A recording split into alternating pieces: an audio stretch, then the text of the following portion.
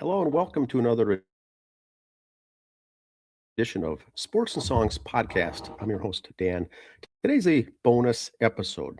Each month during the off season for the Minnesota Twins, I've been putting together a monthly summary update of all the activity, transactions, and things going on in the Minnesota Twins baseball organization. And so will be the February edition. Well, let's get started first with the new additions. New additions to the team. So in the off season, there's been a bunch of activity for the Minnesota Twins organization. Here's the list in alphabetical order of the 26 players the Twins had picked up. And this relates to, if you see the note at the bottom, this is really just AAA major league guys. I don't have everyone on the list of the minor league, the rookie league, the low A, the double A players. This is just the main players here, 26 acquisitions in alphabetical order. I list their age and then give a note to each one. The players with the strike through is players no longer with the squad. Players that we picked up and have since been cut loose. So 26 total, 3 gone, 23 new guys picked up. There's the details there between each of them. Feel free to screenshot this and come back later as the Twins made a bunch of acquisitions, a lot of activity here for the organization. What we'll do today is break that down to see where they're going to fall into in the Minnesota Twins starting roster, opening day roster for the Twins, and then also the projection for the opening day roster for the AAA St. Paul Saints. So let's get into I would call it the detail here with the Minnesota Twins off-season. Let's start first with the organization as a whole. If you can see the screen here, this is all the positions and the breakdown of the Twins' 40-man roster as it sits right now. As of today, the 40-man roster, we've got it broken down by starting pitcher, relief pitcher, catchers, first base, each position, and then how many top prospects of the 30 top prospects are there as well. So part of this exercise is I track all the players from all the organizations, from the St. Paul Saints all the way down to the Dominican Rookie League. So what we're dealing with is a total of 299. About 300 players are tracked on this spreadsheet and their whereabouts, where they're going to play, the depth chart, who's on the squad, who's not, where are the top 30 prospects, the breakdown here along the way. And then I've got the prospects listed as well. So we're starting with the 40-man roster here. These guys will all be in camp. The non-roster invites will be in camp as well. Pitchers and catchers reported. Another thing that's popular that Twins fans want to see is the salary. A lot of talk about the salary. Be that as it may, here it is, the 40-man roster as far as the salary breakdown by player on the 40-man roster. So if we go in alphabetical order here, there's all 40. We're at 99.9. Correa, we still owe the $10 million to the Astros, puts us at about 109.9. That is low. That's very low. But if you look at the breakout here, it is what it is. It's. I don't have a problem with that myself. Banda was just picked up. We don't have a number yet assigned for him, but there's a uniform number if you want to screenshot this page as well. Each of the players in camp, the positions they play, and where they go. So which leads us now to the depth chart. Let's go through this. This is what I've been doing every month in the off season. If the season was to start today for the 2026 potential roster, here in column D is who I've got making the Twins on opening day for the big league club. All 26 players as of today who would make the club, which leaves the remaining players to make the 28-man roster for the St. Paul Saints, which is the AAA affiliate. And then I've got a column here for unknowns. So let's start first with the starting pitching. Twins will break camp with 5 starting pitchers. I've got them slated as Lopez, Ryan, Ober, Festa, Woods, Richardson, which leaves Matthews with the Saints, Abel, Bradley, Rojas, Morris, and then Marco Raya. Matt Cantorino just was announced that he's not 100%. He will not take part in spring training. He's a high-end, high-level starting pitcher that has been dealing with injuries. I do believe, as I've mentioned on the past couple podcasts, Cantorino, I think this is his last year. If something doesn't go with him, they're going to cut him loose. He's getting older and has not yet. He's been injured basically every year. But he's a high-end guy. They're hoping to start this year. I don't see him making the Saints roster to start with. Look for him to start the season on injured reserve or maybe down in Double-A. So if that spot open, that looks like Marco Raya would take that last starting position as a starter with the St. Paul Saints if they elect to go with the 6-man rotation. If they go with the 5-man rotation, look for him, Marco Raya, to go to the bullpen. I don't see Raya breaking camp with the big league team. So I see him somewhere in a role with the St. Paul Saints. Also to the right, I've got prospect number. As the prospects of the top 30 prospects for the Minnesota Twins are listed here where they sit. So that St. Paul Saints roster, that starting rotation is going to be awesome. It's going to be fun to watch. Mick Abel, a minor league pitcher of the year. Taj Bradley, many people have him penciled in as a starter with the St. Paul Saints. With the Minnesota Twins. I don't see him breaking it. I do still think I'm a big fan of David Festa, that he will make the big league camp there. So let's go down now to the relief pitching. Relief pitching, this has been the big story this year with the Minnesota Twins. Now, let's start at the top level, 40,000-foot level view. Looking at that starting rotation up above, the Twins have, I think, a solid rotation. I don't see any issues there. They're so deep. If someone gets hurt at the big league level, you can bring up any one of these guys. And I repeat, any one of these guys at the Saints who have got their as starters, you could bring them up and they could do just fine. They'll hold their own in a spot start situation. They could even take a player's spot at the big league level if they're injured and go from there. We're set for starting pitchers.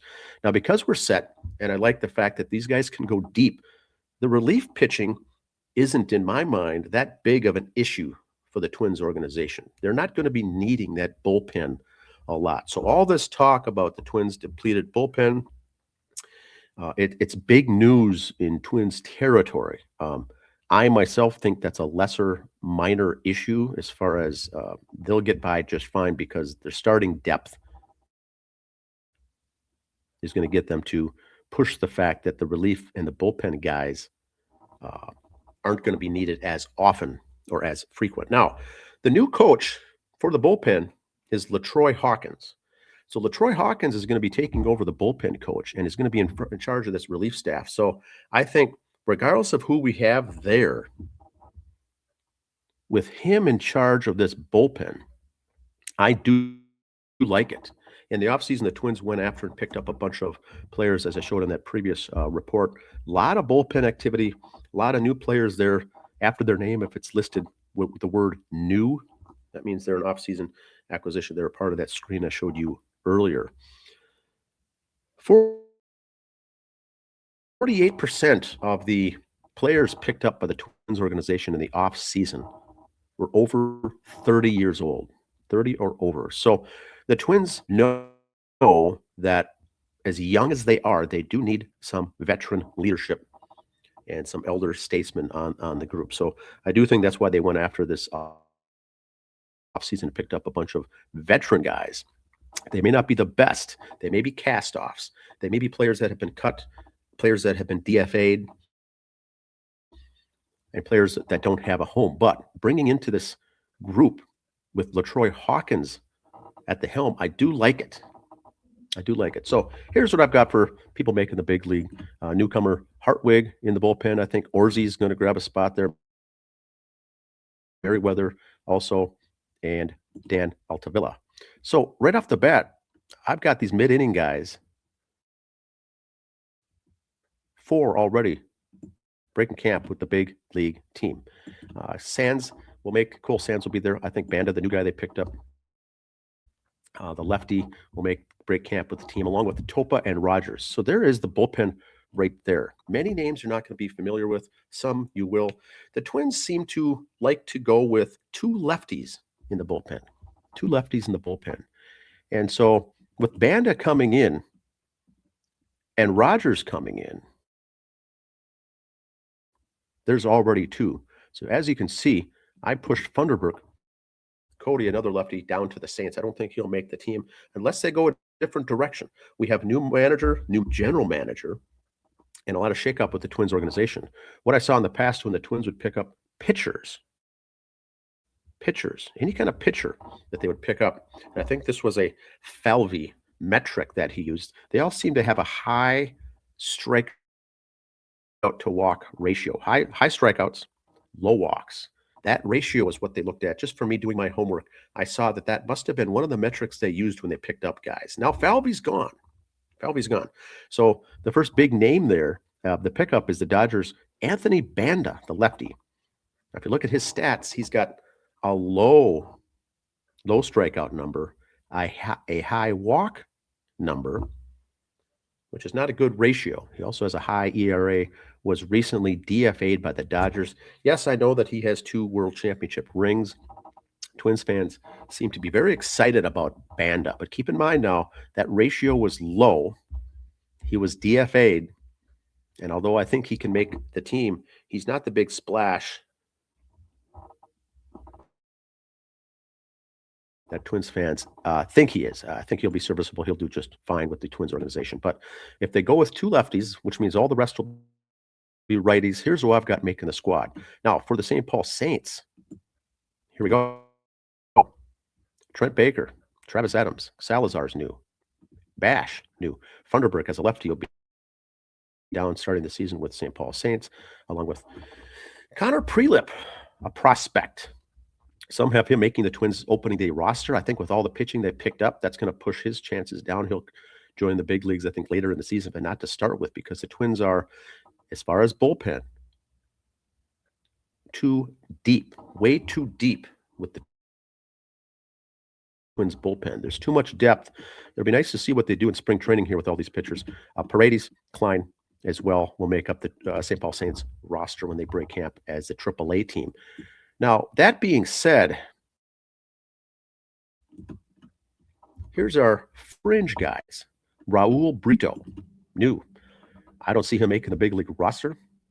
I don't see him even making room enough for him on the Saints. Now, these are guys here that will typically not be pushed down to AA. So there's going to be a series of cuts by the Twins leading up to opening day, a series of cuts. I think Brito's going to be one of those. Worf, I don't see a spot for Worf on the pitching staff there for even the Saints. There's no room for him. McLeod as well. Liam Hendriks just picked up. Twins fans love Liam Hendriks. Now, keep in mind, 37 years old. 37 years old. So, big name, used to be very good. I don't have him making the opening day roster for the Twins or even with the Saints. I think he'll be a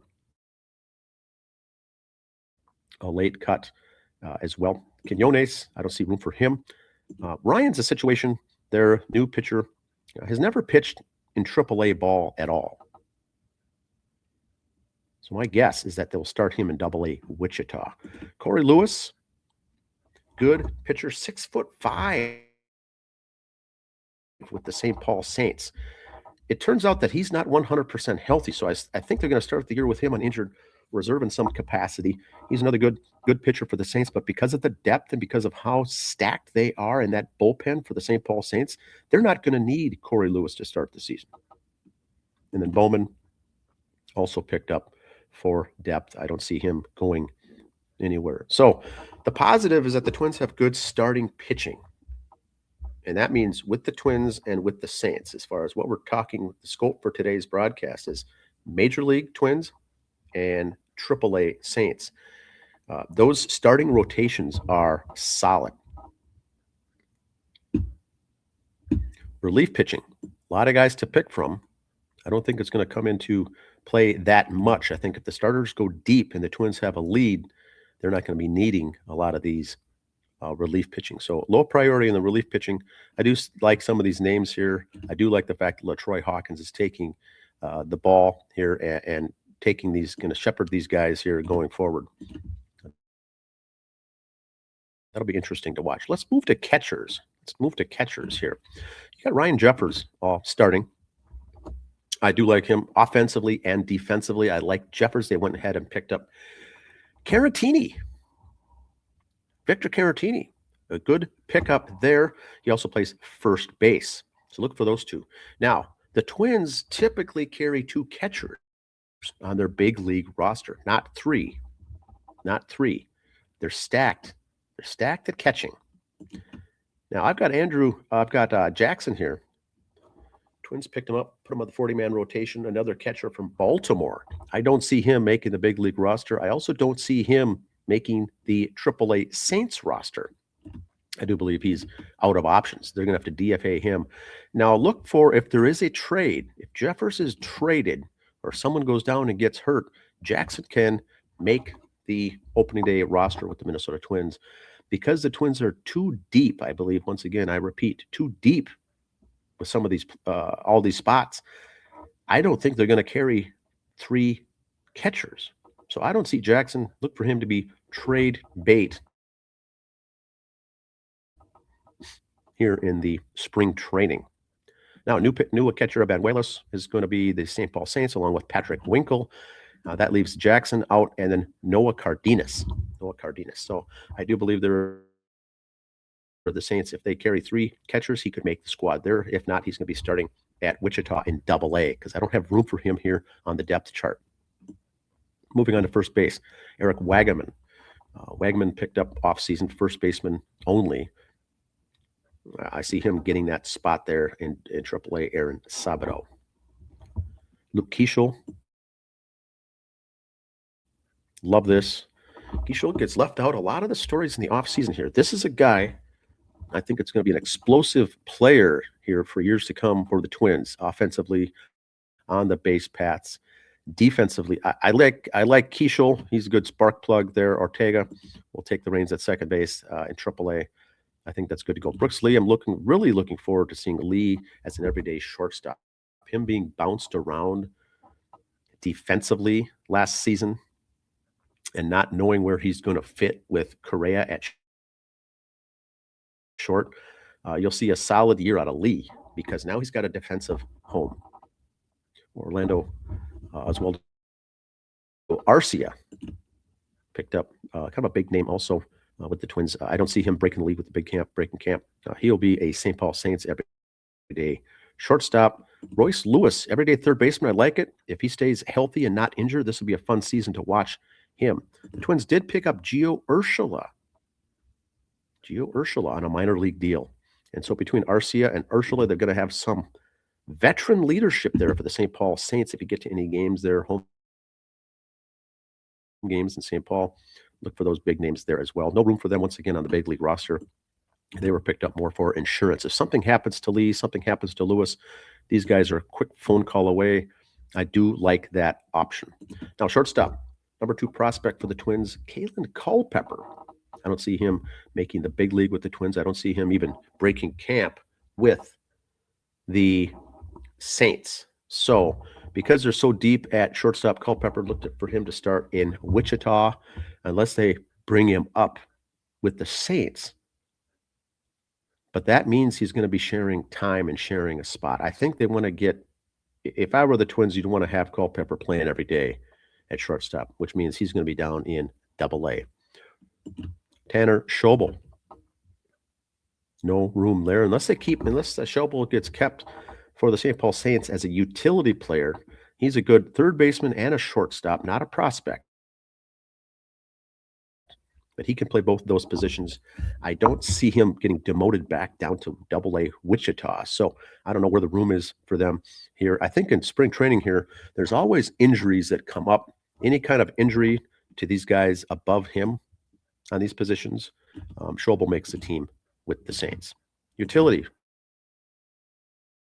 Minnesota Twins utility, I got Ryan Kreidler. The reason they like him is he's a center fielder that can back up Buxton. He's also a shortstop that can back up Brooks Lee. Any kind of injury during a game or short-term injury, Kreidler's a good guy to have on the bench because they can get some usage out of him in center field and shortstop. Kreidler picked up in the offseason. Cody Clemens, great year last year with the Minnesota Twins. Don't see him starting with the Twins out of starting rotation, but I see him as a backup as a utility. Once again, his availability to play first, second, and right field and to come in off the bench to pinch hit, I do like him.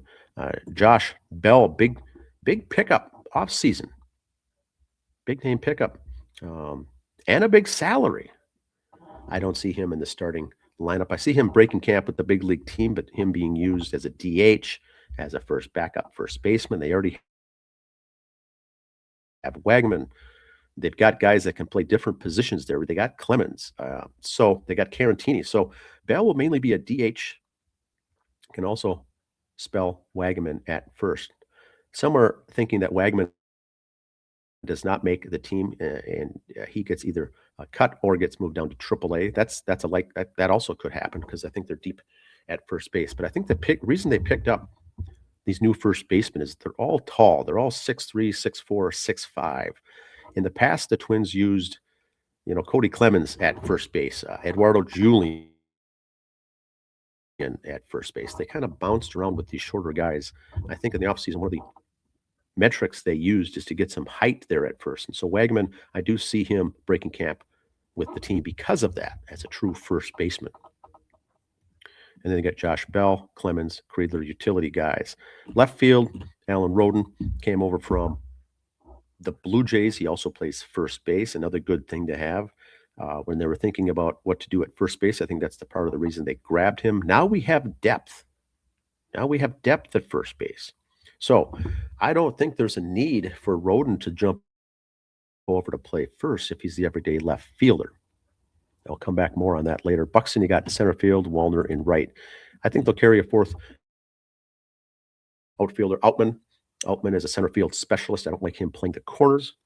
It'll be good to give Buxton a spell because you have Outman there. You also have Kreidler as a center fielder. So I think that's the 26-man starting lineup. Not the starting lineup, the roster as they break camp, the roster.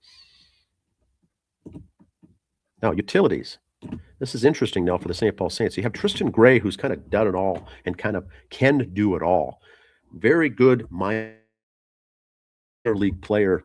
I think he's a major league. He's ready to be he could be an everyday major league player. On this Twins team, unless there's an injury, I don't see him making the team as a utility guy even, but I see him starting with the Saints. And then as things happen, he's a plug and play guy. You can move him in anywhere in the infield. And he'll start, I believe, with the Saints along with Austin Martin. There's no need with the depth the Twins have in left and at second base. There's no room for Martin. I believe he'll start. He's an easy call-up if you need to. He is in his last year of options as well. Now, Ricardo Olivar is not a utility player, but I've got him there because he's a catcher and an outfielder. Now, depending on what the Saints do with Benuelos and Winkle, and if they decide to carry three, they're going to bring in Noah Cardenas. So they're going to have three already. Olivar is a catcher and can play outfield. So I think Cardenas gets pushed to Double-A Wichita. Olivar makes the team. But once again, as a prospect, you don't want to have these prospect guys coming in off the bench in relief. You want to get these guys playing every day. So that's a question mark here. If they go with Olivar, if they send him down to Double-A Wichita, he'll play every day. If they put him in the Saints, look for him to have just a utility role. Now the outfield is going to be solid. If you get to Twins games, Saints games rather, this year, try to see the Saints. Look at that outfield. You got Gabby Gonzalez, number 8 prospect in left. Center fielder Walker Jenkins, number 1 prospect in all of Minnesota farm system. Rodriguez in right, number 4 prospect. So right there, that outfield, those everyday outfielders for the Saints are all 3 top 10 prospects in the Twins organization. It's going to be fun to watch. fun to watch. Twins did pick up Spain. He's a right fielder. Look for him to add to some depth there with the Saints, and then Kyler Fedko. Fedko invited to Twins camp as an outfielder. They're getting him some reps at first as well. No room for him on the big league roster. I also don't see him playing every day for the Saints. Once again, once the injuries happen and people get banged up, Fedko's a good guy to have on. But I don't see them pushing him down to Wichita AA to start the season. I think he's going to stay here with the Saints as well, more in a utility role. So now the Twins have Hendy Mendez. I don't see making AAA or the big league roster. He's a number 14 prospect. He is a corner outfielder, I think left. All he plays is left field. Great talent. Remember this guy's name, as he could be trade bait in the Twins organization, or he could come up. But with the depth that the Twins have at outfield, you never hear this guy's name. This was part of that fire sale, end of the year. Twins picked him up. They're giving him some reps at first base. So I put the note in there, also first base. Because of a crowded infield with the Saints, Mendez is going to get reps at first base because they're going to need him. They're going to need his name in that lineup, in that roster, in the batting order. Really good player there. Kalai Rosario, number 29 prospect. I don't see him making the Saints roster, so he'll start in AA. He's another trade bait. He's another. Twins are so deep at outfield. Rosario, I think, is a major league caliber player that could make a team as a fourth outfielder with the tools he has. He's so far down in the depth chart. So with Minnesota as an outfielder, that he's another trade bait guy, unless there's some injuries. Very good though, very good hitter. Now, which leaves us with the final stat: Trevor Larnach. I don't see him at left. I don't see him with any kind of room at DH at all for the Minnesota Twins. I don't see him breaking camp with the Twins unless there's an injury there along the way. Larnach is obviously not going to be pushed down to AAA to play with the Saints. So look for Larnach as a trade bait as well. Many teams out there, when they get an injury at DH or left field, will become calling to the Minnesota Twins because now Larnach becomes expendable. I do like the fact that they've got him there as a trump card. Now, unless there's some injury somewhere along the way, they can keep him. But now they've got excess. Larnach's a good guy to have.